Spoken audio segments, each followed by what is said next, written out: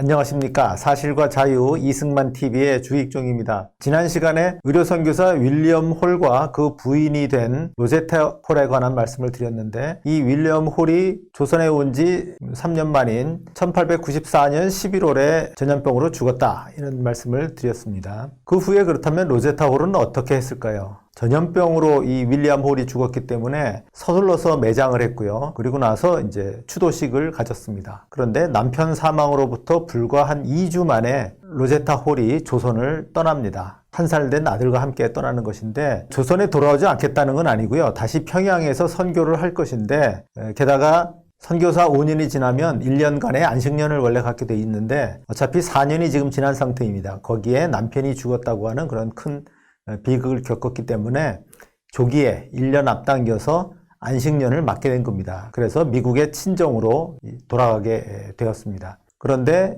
이 로제타 홀은 홀몸이 아니었습니다. 뱃속에 임신 7개월 된 아이가 있었고요. 자기의 제자 겸 조수인 에스더박 부부를 데리고 함께 떠났습니다.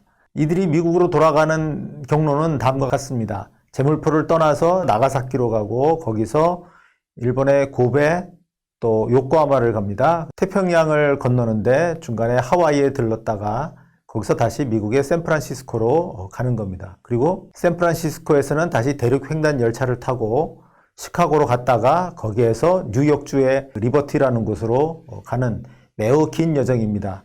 한 달이 넘게 걸리는 그런 여정이었고요. 그래서 1895년 1월 14일에 뉴욕주의 친정집에 도착합니다. 자, 그런데 이러한 한 달이 넘는 여행 기간 동안에 이 로제타가 기도했던 것이 하나 있습니다. 바로 고향의 친정집에 도착해서 아기를 낳게 해 주십시오 하는 거였습니다.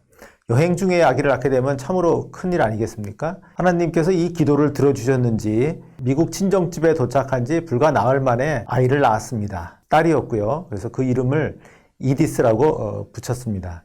로제타는 이 딸의 출생을 하나님이 주신 은사로 그렇게 받아들였습니다. 그 일기를 한번 잠깐 보시겠습니다. 꼬마 에디스는 내가 태어났던 이 집에서 파란 눈을 떴다. 아빠가 가장 좋아했던 이사야서 43장을 보면 두려워 말라. 나는 너와 함께 있느니라. 나는 동쪽에서 너에게 씨를 갖다 줄 것이며 서쪽에서 이를 거두어 줄 것이니라 라고 적혀 있다. 이렇게 일기를 썼습니다. 하나님의 은사라는 것은 언제 어떻게 주실지 사실 인간으로서는 예측할 수 없는 것이죠. 남편이 죽었지만 새로운 생명으로 딸을 주셨다라고 받아들인 것이죠. 1년이 지난 1896년 1월에 이 이디스의 돌맞이 일기를 쓴 게 있습니다. 그걸 다시 좀 읽어보면요. 이 아이는 엄마의 상처받은 마음에 참으로 큰 위안이 되었고 앞으로도 그럴 것이다. 엄마는 이렇게 사랑스러운 두 아이를 주신 하나님께 감사한 마음을 어떻게 표현해야 할지 모르겠다. 사랑의 주님은 미리 예비하시어 엄마에게 아기를 보내주셨다. 선교지에서 남편을 잃고 그리고 큰 상처를 입었는데 그 마음에 참으로 큰 위안이 되는 새로운 선물을 주신 것이다. 그것을 이디스의 돌을 맞으면서 이렇게 상기를 한 것이죠. 이렇게 하나님께서 딸을 준 것 자체가 하나님께서 미리 예비하셔서 주신 것이라고 그렇게 생각하고 감사하는 마음이었습니다. 보시는 사진은 로제타의 어머니가 이 손녀, 그러니까 이디스를 안고 있는 모습입니다.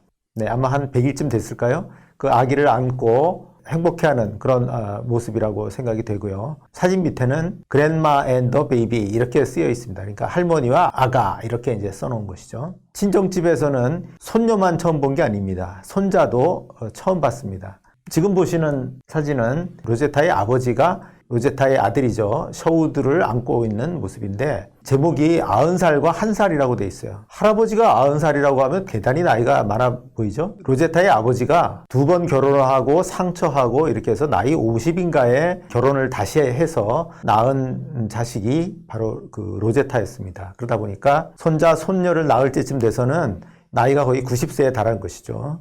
이게 1895년에 찍은 사진인데 사진을 찍고 나서 로제타의 아버지는 1895년에 생을 마치게 됩니다. 그리고 지금 보시는 사진은 그 로제타와 박 에스더 부부가 아이들과 함께 찍은 사진인데요. 바로 캐나다의 온타리오에 있는 시댁에 갔다 오는 길에 찍은 사진이에요. 1895년 9월인데요. 윌리엄과 로제타가 결혼할 때도 양가의 누구도 그 결혼식에 참석하지 못했었고요. 특히 캐나다의 시댁에서는 이 아이들을 본 적은 더더욱 없었습니다. 그래서 이 손자와 손녀를 보여드리기 위해서 캐나다 온타리오주를 방문을 한 겁니다. 거기서 한동안 지내다가 돌아온 거고요. 로제타에 안겨있는 아기가 한 8개월 정도 된 거죠. 상당히 컸습니다. 로제타의 양쪽 뒤에 박에스더와 그다음에 남편인 박유산 이렇게 서 있는데, 역시 제가 계속 말씀드리지만 이 박에스더는 굉장히 다부진 그런 인상을 줍니다. 시댁에 가서는 인근 교회에서 간증을 하면서 장차 이 박에스더가 의학 공부를 하려고 하는데 그 학비를 모금을 했다고 합니다. 자, 이렇게 로제타는 이제 미국에서 생활을 하는데 이때 미묘한 심경 변화를 보입니다. 그러니까 조선에 돌아가지 않을 수도 있다 하는 것을 시사를 하는 건데요. 예를 들면 박에스더가 의학 공부를 하고 마치고 돌아가서 자기 역할을 대신하면 좋겠다라는 이런 얘기까지도 합니다. 그러니까 꼭 안 돌아가겠다고 하는 건 아닌데 돌아가지 않을 수도 있다라고 하는 그런 생각을 일부 품었던 것 같습니다. 그동안은 단기간에 병원에서 일을 하는 적도 있었는데, 특히 1896년 9월에 그러니까 미국에 돌아온 지 한 1년 8개월 정도 지났을 때 뉴욕 국제의료선교회에서 근무를 하기 시작합니다. 그렇게 되면 이제 두 아이들과 그다음에 박유산과 함께 뉴욕으로 이사를 가는 것이죠. 보시는 사진은 뉴욕에서 생활할 때 찍은 사진인데요. 1897년으로만 알려져 있는데 겨울옷을 입고 있는 걸로 봐서는 1897년 초나 아니면 봄인 것으로 추정이 됩니다. 이제는 정말 아이들이 상당히 컸습니다. 딸 이디스는 2돌이 막 지났고요. 아들 셔우드는 만 3살하고도 좀 더 지난 그런 모습입니다. 둘이 대단히 귀여운 그런 모습입니다. 특히 아들 셔우드는 뭔가 인디언 헤어스타일이라 그래야 될까요? 가운데 머리를 남기고 양쪽을 이렇게 민 그런 독특한 머리 모양을 하고 있습니다. 세 가족이 단란한 모습을 보여주고 있습니다. 이건 아마 그때 찍은 다른 사진이라고 생각이 되는데, 왼편에 있는 사진에서 보면 딸이 엄마 얼굴에 이렇게 자기 얼굴을 맞대고 있는 가족이 좀 더 밀착한 그런 모습이고요. 그 다음에 오른쪽에 있는 사진은 이제 두 아이가 엄마 품에 다 안겨 있는 이런 모습이 되겠습니다. 그런데 이렇게 뉴욕에서 국제의료선교회에서 복무를 했는데 이 생활이 오래가질 못합니다. 1897년 5월 뉴욕에서 생활한 지 한 8개월 정도 됐는데 조선에 돌아갈 결심을 하게 됩니다.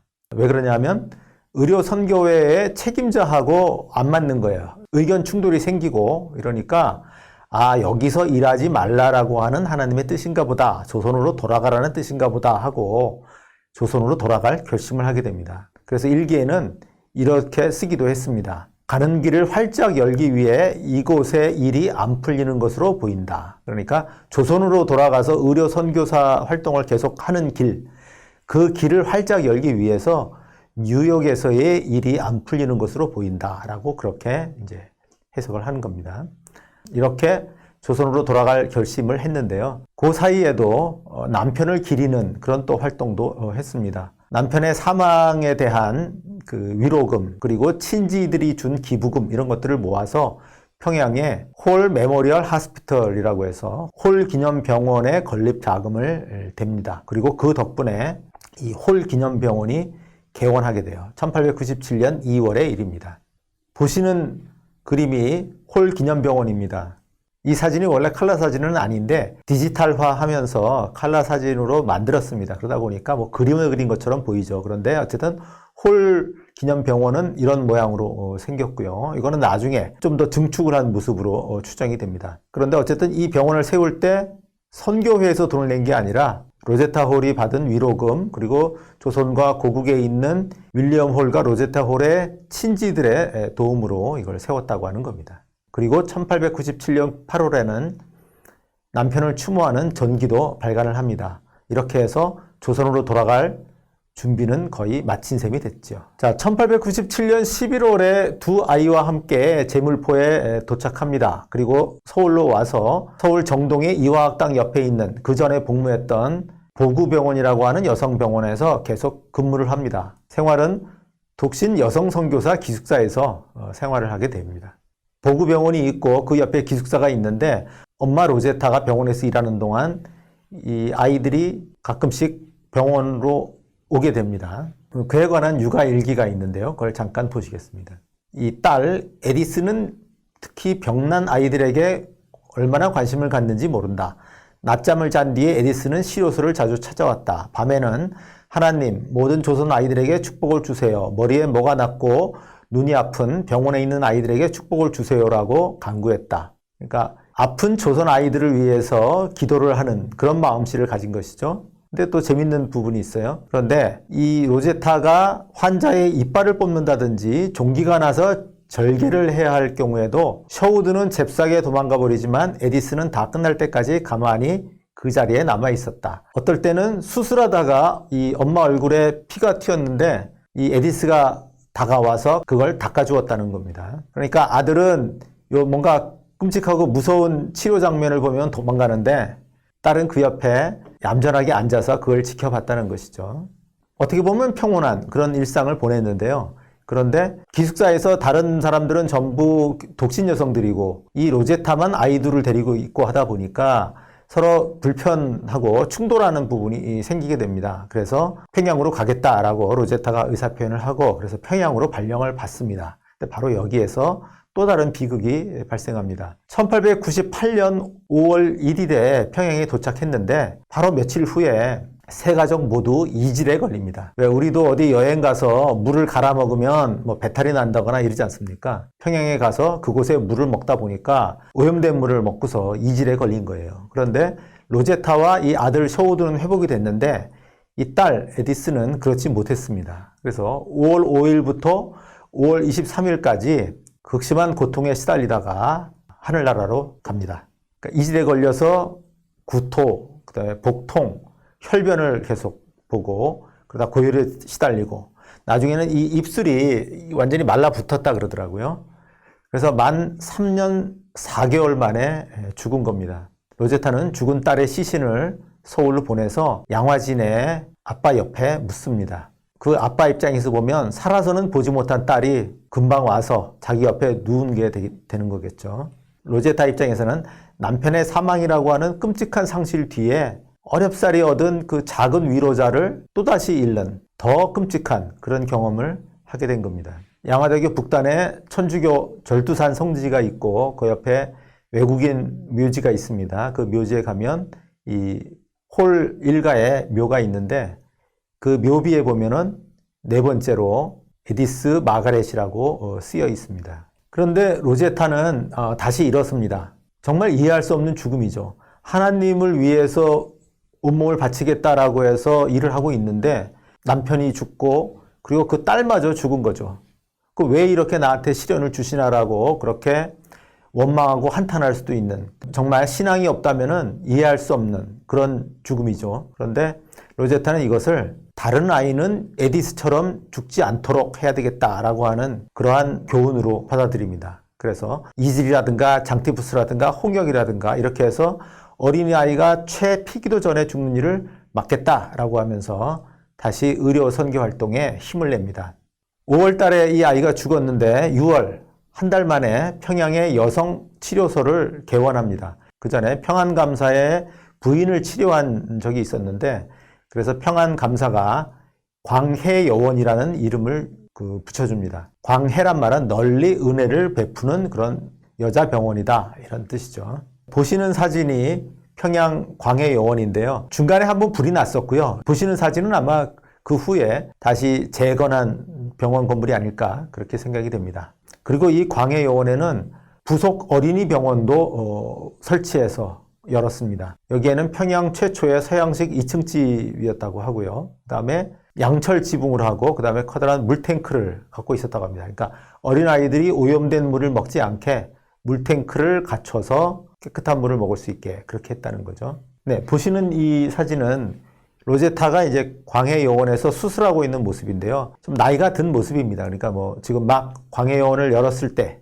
그때는 아니고 한 1900년대나 1910년대 정도가 아닐까 그런 생각이 듭니다. 어쨌든 3명의 간호사의 도움을 받아서 수술을 하고 있는 그런 모습이 되겠습니다. 로제타는 이렇게 병원에서 치료 활동만 한 게 아니라 맹인들을 위해서 점자를 개발하기도 했습니다. 그러니까 맹인 환자들도 진료를 하게 되는데 맹인들이 아무런 교육도 받지 못한 채 그냥 방치되어 있는 걸 보고 맹인 점자 교육을 시켜야 되겠다라고 한 거죠. 그래서 맹인 점자를 개발해서 1900년 6월에는 평양여학교에 맹인반을 개설을 합니다. 그리고 나아가서는 선교사 자녀들의 또 교육을 위해서 평양 외국인 학교도 설립해서 개원을 합니다. 1915년에는 로제타 조선선교 25주년 기념식도 평양에서 성대하게 열립니다. 지금 보시는 그림인데요. 가운데 흰 원 안에 이제 서양인으로 보이는 그런 여성들이 있습니다. 선교사와 그리고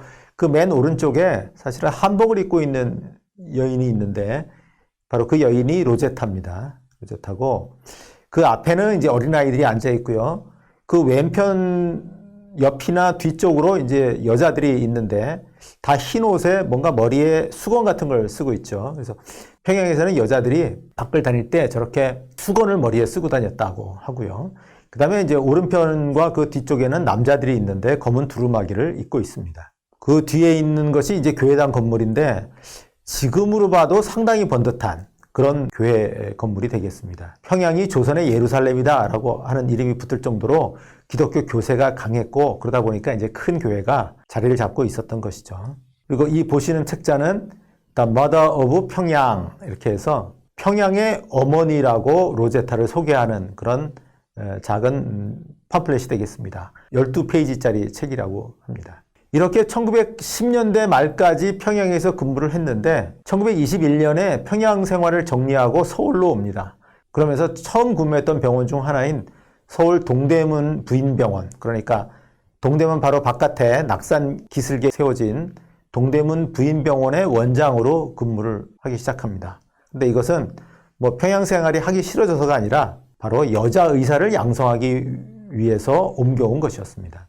로제타는 일찍이 자기의 제자 겸 조수였던 박 에스더를 의사로 길러냈습니다. 1910년대에 평양에서 근무할 때에도 이 광해여원에 의학 강습반을 만들어서 여학생들을 교육을 시켰고요. 그 졸업생들 중에 3명을 서울에 있는 총독부 의원의 부속 의학 강습소로 보냈습니다. 그런데 정식 학생은 아니고 청강생으로 이제 보냈습니다. 그런데 이들이 1918년에 의사시험을 거쳐서 면허를 얻게 됐습니다.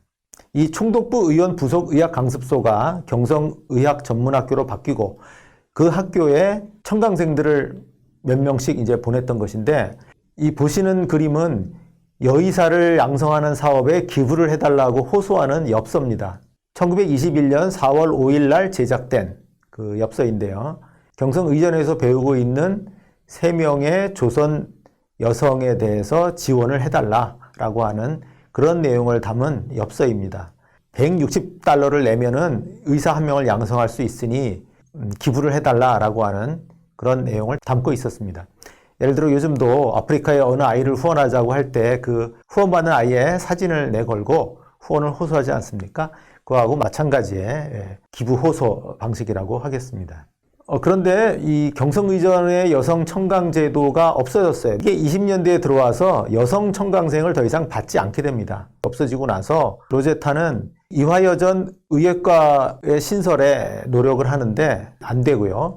그렇게 되니까 1928년 5월에 사람들을 모아서 조선여자의학전문학교 창립을 발기합니다. 여자의학전문학교를 만들자라고 하는 운동을 펼치는데 그걸 위해서 우선 9월 달에 경성여자의학강습소라는 것을 개설을 합니다. 지금의 동대문구 창신동에 비어있던 선교사 사택이 있었다고 하고요. 그걸 빌려서 의학강습소를 연 것인데 이 28년 9월에는 17명의 학생을 받아들였다고 합니다. 그리고 이들이 약 2년 반의 교육을 받고서 1931년 봄에 졸업을 하는데 6명이 졸업을 했고요. 그 6명이 전원 의사시험 2차 시험에 합격을 했는데 최종적으로는 이제 2명이 합격해서 의사가 됐다고 합니다. 보시는 사진은 1926년 이 로제타의 회갑위원회에 온 여의사들입니다. 로제타 뒤 오른쪽에 있는 여성은 그 며느리인 메리안 홀이고요. 나머지 다른 여성들이 이제 여자 의사들인데 헤어스타일을 보면 이들이 전통적인 무슨 쪽진 머리 이런 게 아니죠. 이들이 뭔가 새로운 신여성, 전문직에 종사하는 신여성이라는 것을 알 수가 있습니다. 여자의학 전문학교 설립을 위한 로제타의 활동은 계속이 돼서 조선 내에 있는 재력가들에게 기부를 호소하기도 합니다. 그런데 1933년에 나이가 68세 되었을 때 은퇴를 합니다. 원래 70세가 은퇴 연령인데 그거보다도 앞서서 조금 일찍 은퇴를 하면서 그 부소장이었던 길정희라고 하는 여자 의사에게 이제 강습소 경영을 맡기고 조선을 떠납니다. 보시는 사진은 로제타가 조선을 떠나기 전에 그 아들이 의사로서 복무하고 있는 해주에 로제타 교회당이 세워졌을 때 거기를 방문해서 찍은 사진입니다. 아들이 이제 40세가 되었을 때고요. 로제타가 68세가 되었을 때입니다. 꽃다운 처녀로 조선에 왔는데 이때는 이제 완전히 할머니가 된 거죠. 43년이 지나고 나서는 며느리가 있고 두 아이, 손자와 손녀가 있는 겁니다. 이렇게 로제타가 떠난 후에 경성여자의학 강습소는 경영에 어려움을 겪습니다. 당초 의학 강습소로 썼던 선교사 사택도 도로 내줘야 됐고요. 그래서 새로운 독지가를 찾아서 호소를 하던 중에 순천의 거부 김종익을 소개를 받게 됩니다. 그래서 이 김종익이 기부를 해서 정식으로 경성여자의학 전문학교라는 것이 만들어집니다. 그러니까 로제타가 세웠던 경성여자의학 강습소가 정식 학교인 경성여자의학 전문학교로 바뀌고 이것이 이제 해방 후에 서울여자의과대학, 수도의대, 우석대 의대를 거쳐서 지금의 고려대학교 의과대학에 이르게 됩니다. 이렇게 로제타 홀은 조선에서 남편과 딸을 잃었음에도 조선과 조선인을 위해서 43년간 헌신했습니다. 수많은 여성 질병을 치료를 했고요. 그 다음에 또 교육을 통해서 여성을 자립적인 주체로 양성을 했습니다.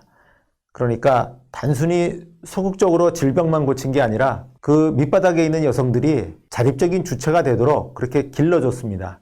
간호사를 만들어줬고 교사가 되게 하고 또 의사가 되게 하고 또 전도부인이 되게 했습니다. 특히 맹인과 농아도 교육을 해서 자립적인 인간으로 서게 만들었습니다. 특히 로제타의 마지막 활동은 물고기를 잡아서 주는 게 아니라 어부를 양성하는 활동이었는데요. 그러니까 여자 의사를 양성하는 그런 활동이었어요. 그것이 결국 한국 최초의 여자의학 교육기관으로 꽃을 피우게 됐던 것입니다. 자, 이렇게 평생을 조선에 헌신을 한 로제타의 삶을 보고 우리는 이렇게 받은 도움이 오늘의 한국을 만들었구나 하는 것을 깨달아야 하리라고 생각을 합니다.